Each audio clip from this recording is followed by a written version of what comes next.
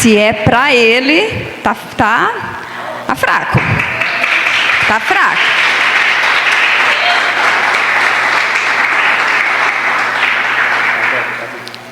Boa noite, a paz. Vocês estão bem? Eu não tô não. Mas eu vou ficar. Gente, eu confesso que hoje, eu acho que eu nunca tinha passado por isso. Deu umas 4 horas e eu falei assim, eu vou ligar para o pastor. Ele errou, não sou eu hoje. Ele confundiu aí o negócio, acho que Deus está querendo usar alguém. Porque deu 4h30, Deus não tinha falado nada. Acho que eu li a Bíblia inteira hoje, de Gênesis a Apocalipse. Mas quando eu falei assim, Deus, o Senhor sempre fala comigo, eu sempre vivo algo que Deus quer falar. Aí o Senhor soprou assim ao meu ouvido, qual foi o post que você escreveu ontem? Falei, nossa, acho que é isso. Então nós vamos hoje falar sobre configuração inicial versus restauração. E algo que eu amo falar sobre restauração, porque nada melhor da gente falar do que aquilo que a gente vive, aquilo que a gente viveu, aquilo que Deus fez na vida da gente. E eu gostaria que você abrisse a sua Bíblia em 2 Samuel, deixasse aí abertinha.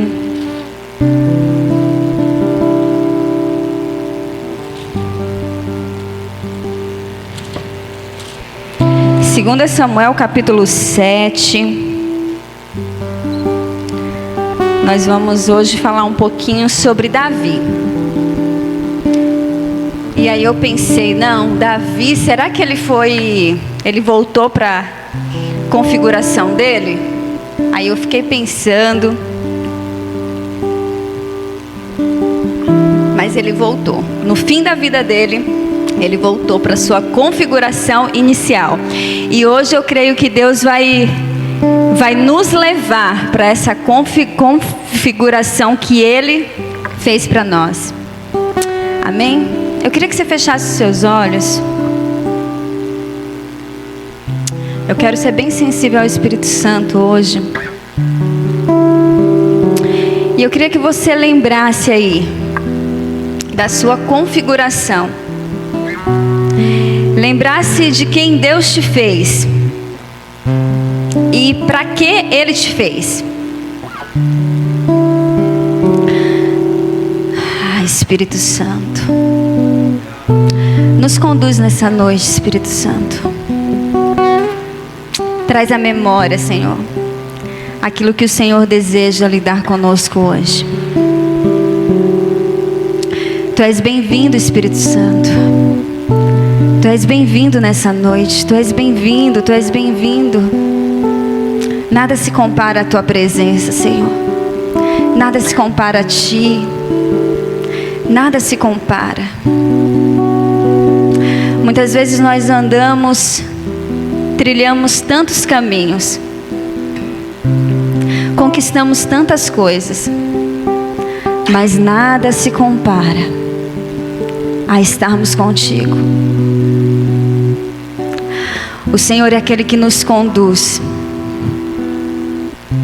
de volta para a nossa configuração inicial.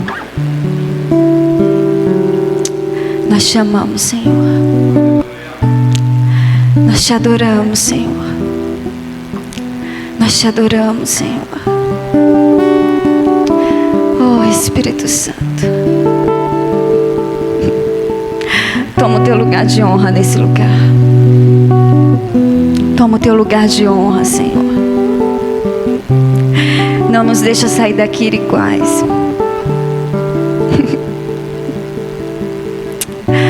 Aleluias. Aleluias. A palavra diz assim: o rei Davi morava em um palácio, e o Senhor lhe dera descanso, diga assim, descanso, de todos os seus inimigos. Certo dia, ele disse ao profeta Natã: aqui estou eu, morando num palácio de cedro, enquanto a arca de Deus permanece numa simples tenda. Natã respondeu ao rei: faze tudo o que tiveres em sua mente, pois o Senhor está contigo. Naquela mesma noite, o Senhor falou com Natã. Disse assim: vá dizer ao meu servo Davi, que assim diz o Senhor: você construirá uma casa para eu morar? Não tenho morado em nenhuma casa desde o dia em que tirei os israelitas do Egito. Tenho ido de uma tenda para outra, de um tabernáculo para outro, por onde tenho acompanhado os israelitas. Alguma vez perguntei a algum líder deles, a quem ordenei que pastoreasse-os, o meu povo: por que você me construiu um templo de cedro? Agora, pois, diga ao meu servo: assim diz o Senhor dos Exércitos: eu o tirei das pastagens, onde você cuidava dos rebanhos, para ser o soberano de Israel, o meu povo. Sempre estive com você, por onde você andou, e eliminei todos os seus inimigos. Agora eu o farei tão famoso quanto os homens mais importantes da terra, e providenciarei um lugar para Israel. Aleluias, até aqui. Mas deixe aberto aí. Você se lembra da sua configuração inicial? Todos nós fomos criados com um determinado propósito. Deus nos fez e dentro de nós, Ele colocou em nós todas as configurações para que nós pudéssemos cumprir aquilo que Ele determinou. Mas o que acontece no decorrer da nossa história, que a gente chega a uma fase e a gente não consegue cumprir o propósito estabelecido. Nos tornamos pessoas com medos, nos tornamos pessoas inseguras, nos tornamos pessoas, crianças adultos. Vocês já ouviram falar disso? Sempre que a gente vai fazer um teste de temperamento, traço de caráter, a primeira coisa que a gente pede é para que a pessoa volte na sua infância. Porque é na infância que você é realmente quem você é. É na infância que você demonstra tudo que você... sentimentos.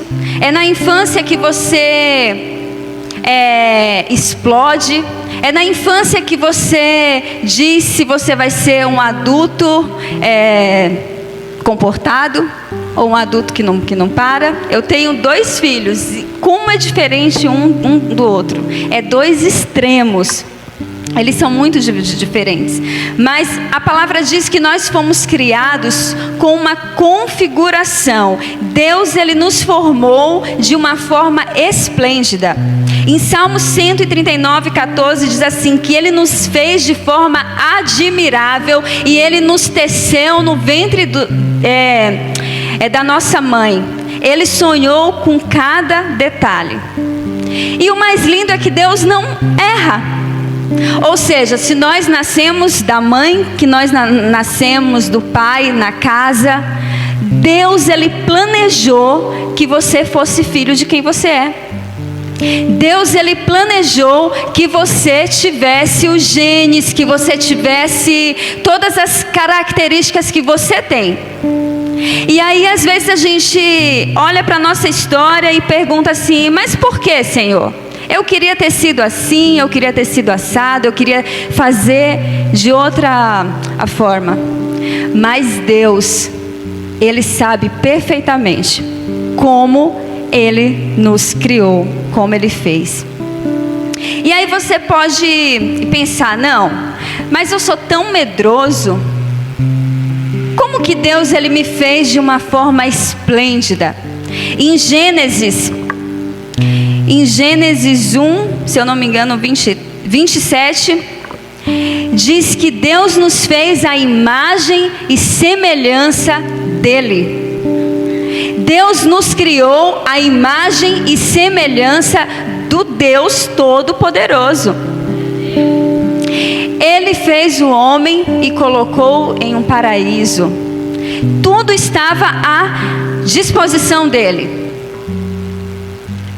Mas a desobediência entrou. Mas nós não perdemos as características de Deus. Nós não perdemos a filiação de Deus. Nós não perdemos aquilo que Ele tem colocado de mais especial. E Deus, para nos religar, Ele enviou Jesus, para que nós tivéssemos o acesso novamente. Mas eu não quero falar sobre isso, eu não quero sair aqui do texto. E aí eu fiquei pensando, configuração inicial. Aí eu lembrei, sabe do quê? Do nosso celular. A gente compra e ele vem com uma configuração. E aí a gente vai moldando de acordo com aquilo que a gente quer. Troca o som. Mas chega uma hora em que ele fica muito cheio. E o que a gente faz? A gente reseta ele. Não é isso? Reseta? A gente reseta ele para que as configurações voltem. E aí aquilo que está muito cheio, está muito armazenado, tem que ser tirado. E junto com essa resetagem, saem também áudios, fotos. A gente acaba perdendo. E aí, um processo de reconfiguração, há perdas também. Muitas vezes Deus, Ele permite que muitas coisas serem perdidas, para que nós possamos voltar à nossa configuração. Então não se espante quando algumas mesas mudarem. Não se espante quando alguns momentos sozinhos chegarem. Porque nesse momento da reconfiguração, nós precisamos ouvir uma só voz. E essa voz é a voz de Deus. Não pode ser a voz de nenhum outro. Porque os benefícios da configuração são maiores do que os benefícios das perdas.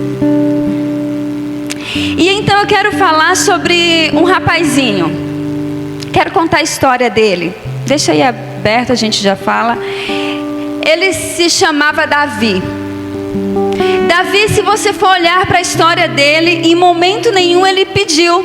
Você não vê ele pedindo para ser rei. Você não vê ele pedindo para ter toda a fama que Davi teve. Davi estava no pasto, pastoreando as ovelhas de seu pai. Davi era o menor da casa. A estatura dele não era muito boa. Davi era aquele que talvez você se identifica. Tem vários filhos. Aí o pai fala de um, mas Davi ele ficava assim esquecidinho. E se você for ler a história, você vê que há uma raiz de rejeição na vida dele. Porque quando o profeta chega lá e diz para seu pai: eu vim ungir o seu filho, o pai, ele apresenta todos os filhos, mas ele não apresenta Davi. Mas o que é mais lindo de Deus é que Deus, se tem uma coisa que Ele gosta, é dos improváveis. Se tem uma coisa que Deus gosta, é daquele que ninguém dá crédito. Porque a própria palavra diz que Ele pega aqueles que não são para confundir os que são. Ele faz com que o solitário habite em família. Ele faz com que a estéril seja feliz mãe de filhos.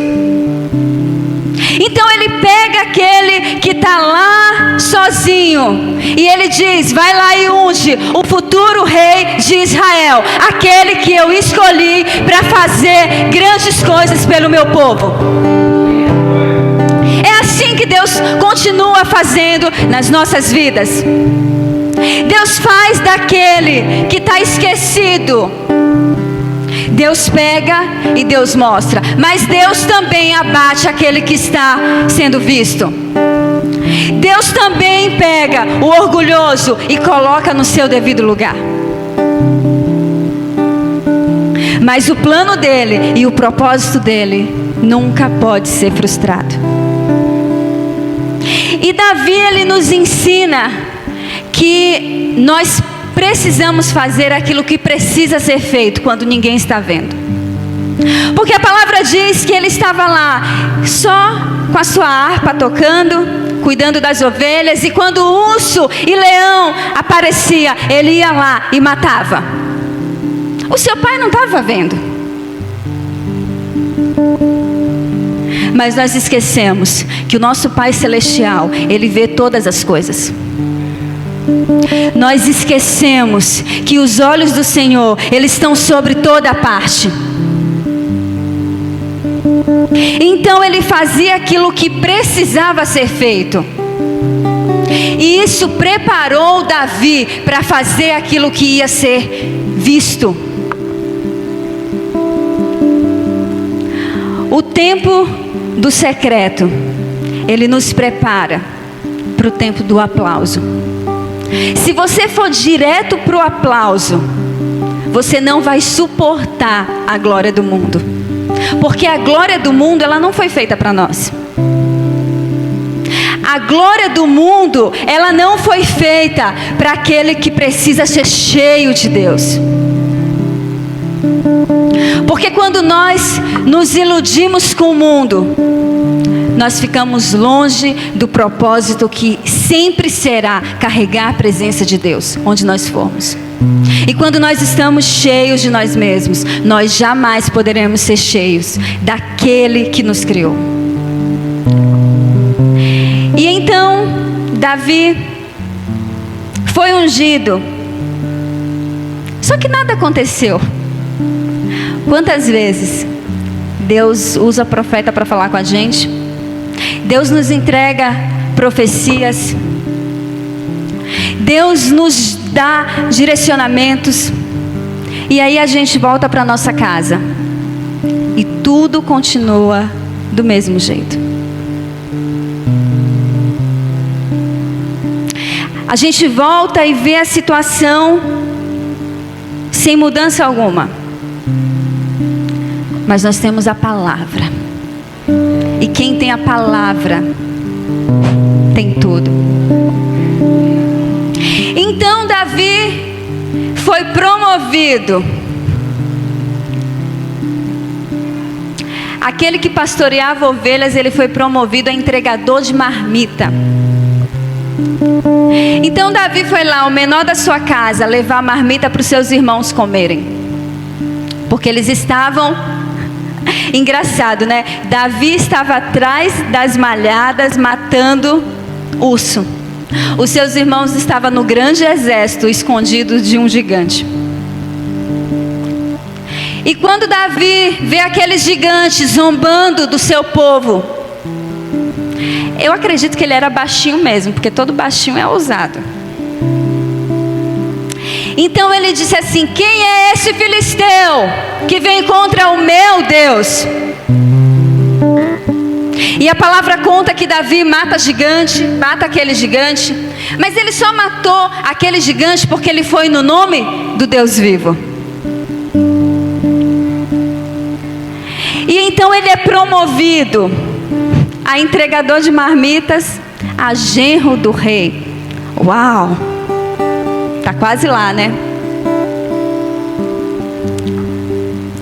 Só que aí, quem faz bem a coisa no secreto, quando ele está no lugar visto, ele vai fazer melhor ainda, porque ele sabe fazer bem.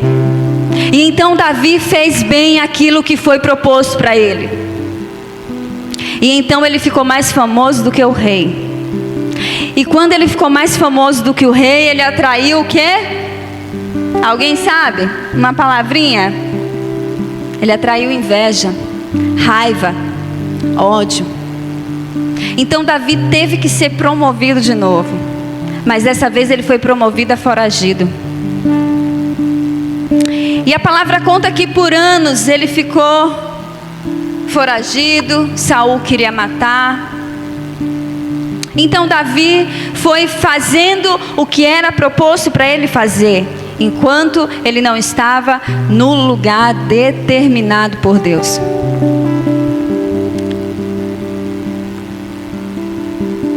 E agora chega a hora em que Davi, ele é promovido ao reinado. O próprio Deus coloca ele como rei. E aí quando ele chega onde ele precisava chegar, a palavra conta que ele era muito bom rei, mas como pai ele não era tão bom não. Porque quando a nossa configuração ela não está muito boa, a gente não consegue ser 100%.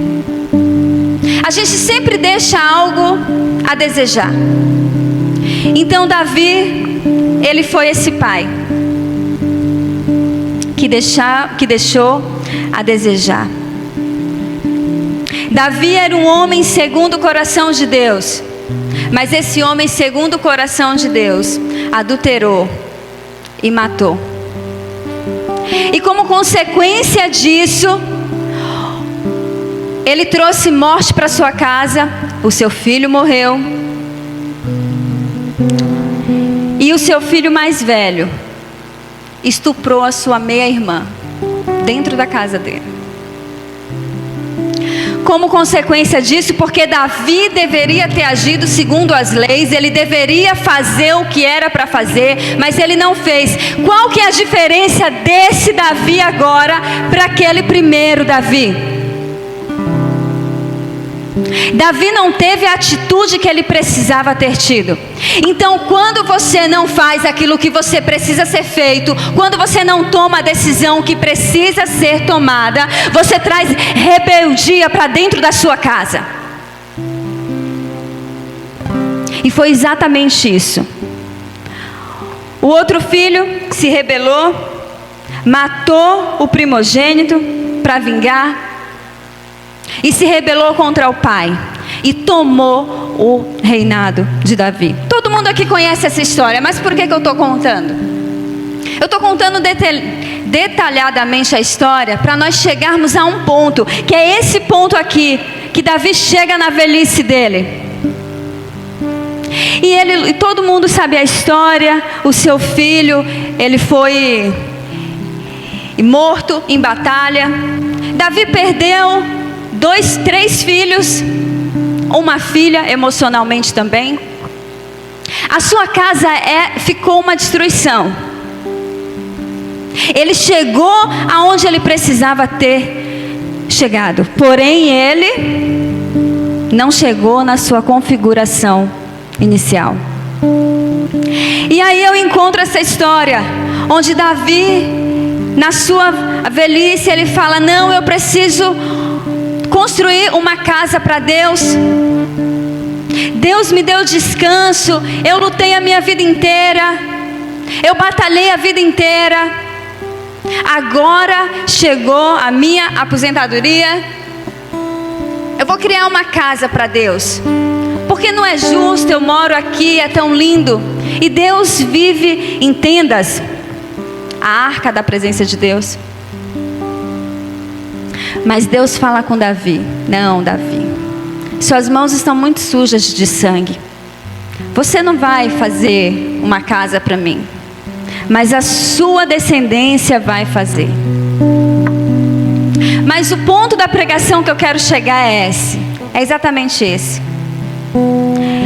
No versículo 18, quando o profeta chega para Davi e fala para ele: olha, Deus falou isso, isso, aquilo. A palavra diz que Davi, ele vai para o tabernáculo. E diante da presença de Deus, ele faz 3 perguntas. Quem sou eu? Quem é a minha casa? E por que o Senhor me trouxe até aqui? Davi estava no final da vida dele. Muita gente tinha muitas opiniões a respeito dele. Ele era rei. E se tem uma coisa que a gente é bom, é dar opinião sobre o outro. A gente é formado em psicologia, em todas as IAs. A gente sabe identificar os erros do outro. A gente sabe dizer os pontos fracos, os pontos fortes. Então todo mundo tinha uma opinião sobre ele. Mas o próprio Davi, depois de ter tido descanso dos seus inimigos, ele precisou perguntar para o único que sabia dar a resposta para ele: quem sou eu? Quem é a minha casa? Por que o Senhor me trouxe até aqui? Lembram? Davi, em momento algum nós ouvimos ou nós vimos ele pedindo para ter tido aquela vida. E aí, se nós formos ler a história, ele continua falando. Só que se nós formos estudar, nós vamos ver que nesse exato momento, Davi fez 2 músicas para o Senhor. Davi escreveu 2 salmos. Salmos 2, gostaria que você abrisse.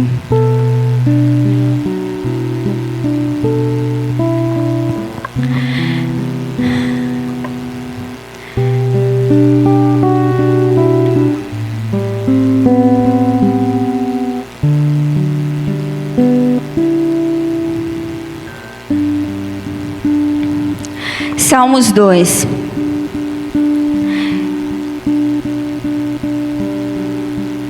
No versículo 7 diz assim: proclamarei o meu decreto do Senhor. Ele me disse: tu és meu filho, e hoje eu te gerei. Quando Davi pergunta quem eu sou, muitos dizem que eu sou rei. A esposa dele achava ele um bobo da corte. O pai dele, não sei qual era o pensamento. Mas quando ele pergunta para Deus: quem sou eu?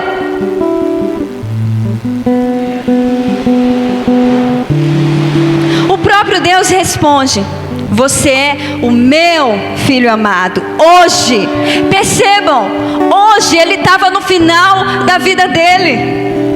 Ele estava idoso quando Deus diz: hoje eu te gerei, hoje eu tenho a resposta, hoje eu digo quem você é. Você é o meu filho amado. Não importa o que dizem ao seu respeito, você é o meu filho amado. Eu gerei você. Então ele continua perguntando: quem é a minha casa? E aí no Salmo 110, Deus também responde a ele.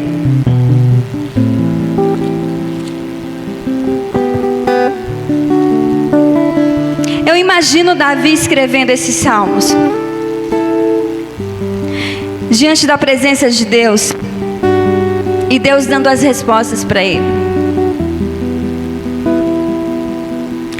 E no Salmo 110, no verso 4, o Senhor responde para ele: o Senhor jurou e não se arrependerá. Tu és sacerdote para sempre, segundo a ordem de Melquisedeque. Mas por que segundo a ordem de Melquisedeque? Se nós formos ler, a referência de Melquisedeque vem de Gênesis, no capítulo 14. É um conceito de realeza. Porque Davi, ele não tinha a descendência real. Ele não era da família sacerdotal. Ele não era da família de reis. Então, ele não tinha direito de estar ali. Mas naquele momento, o Senhor estabelece com Davi o sacerdócio. O Senhor estabelece com Davi o reinado. Melquisedeque, ele abençoou o Abraão. Mas Davi não era descendente. E sabe o que o Espírito Santo falou comigo? Não importa. Não importa de onde você veio. Não importa se você é de uma família pastoral.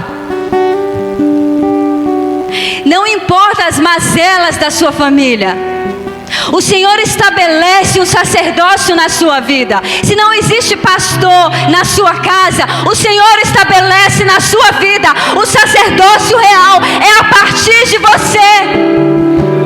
A partir de você, Ele pode fazer nova todas as coisas. A partir de você, a sua descendência é bendita. A partir de você. Qual era a história dele? A história da casa dele. Ele não tinha mais nem direitos. Mas o Senhor estabeleceu, o Senhor escolheu. Porque quando Deus escolhe, Deus não está olhando a nossa realeza. Ele nos torna da realeza. Porque quando nós nos tornamos filhos, nós já somos da família real de Deus. Nós já pertencemos ao Deus Todo-Poderoso. Então ele diz: por que o Senhor me chamou até aqui?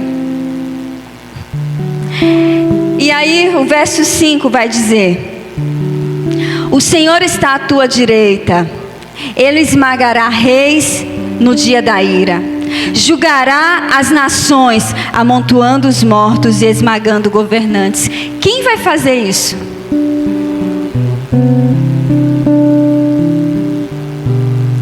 A partir de Davi, o Senhor estabeleceu um reinado que não terá fim. Não tem a ver com a sua descendência, tem a ver com a raiz de Davi, tem a ver com o Cristo ressurreto. Deus escolheu Davi para dar continuidade ao seu reinado, para o Rei dos Reis estabelecer. Quando Deus diz para ele: o seu reinado jamais terá fim,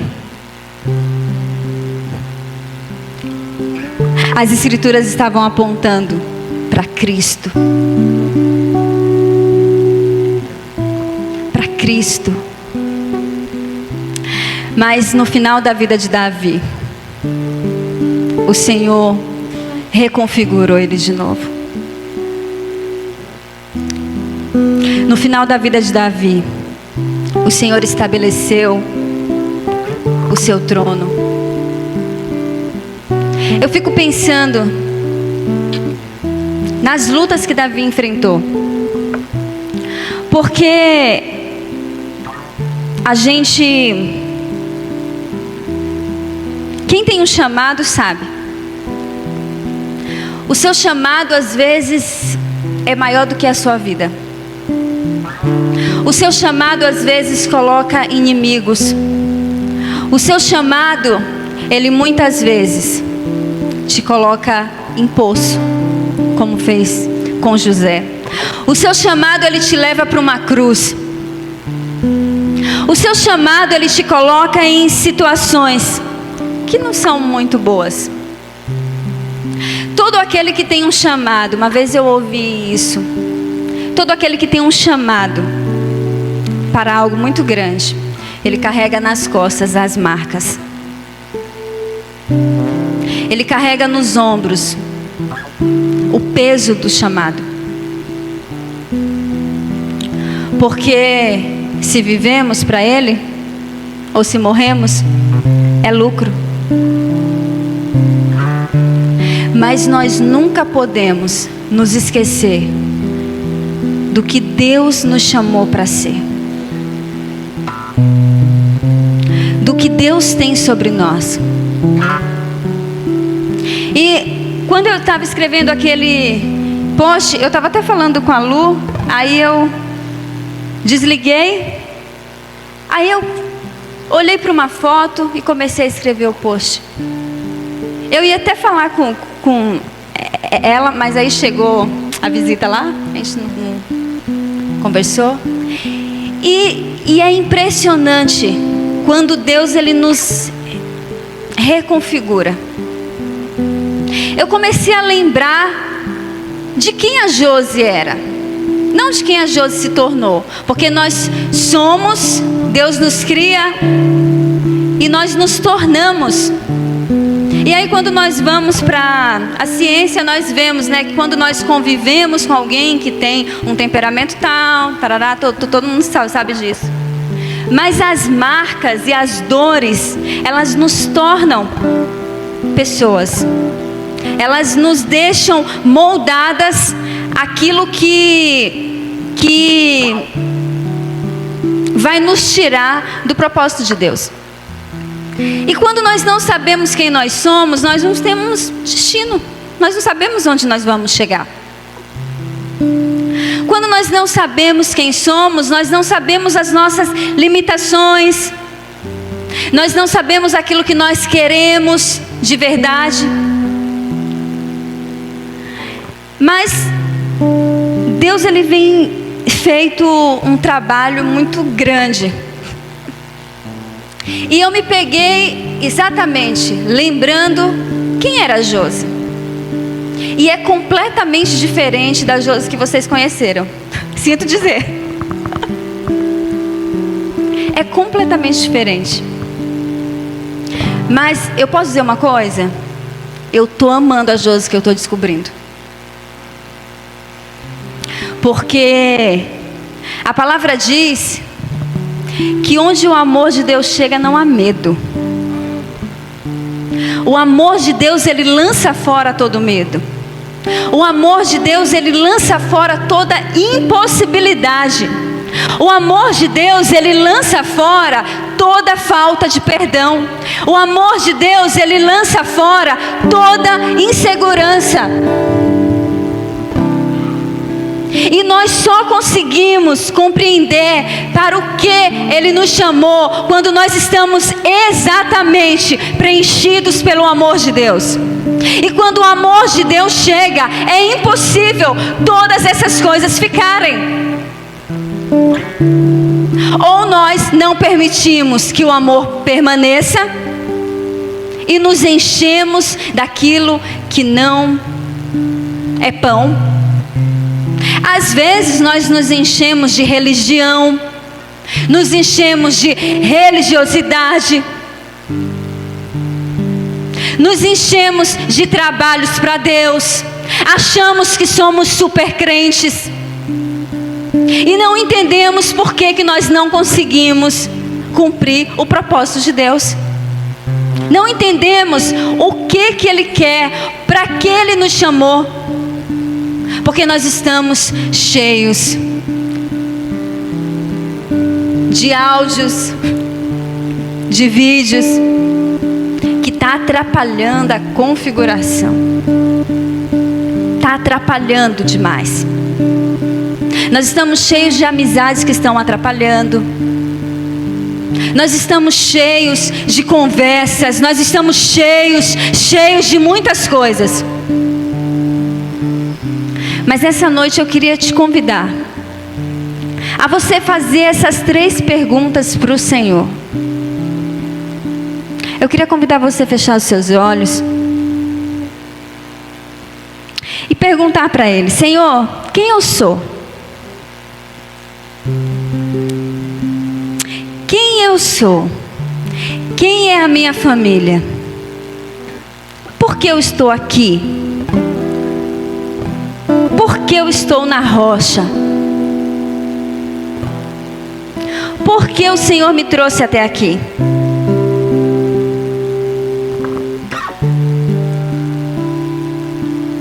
Por que, Senhor?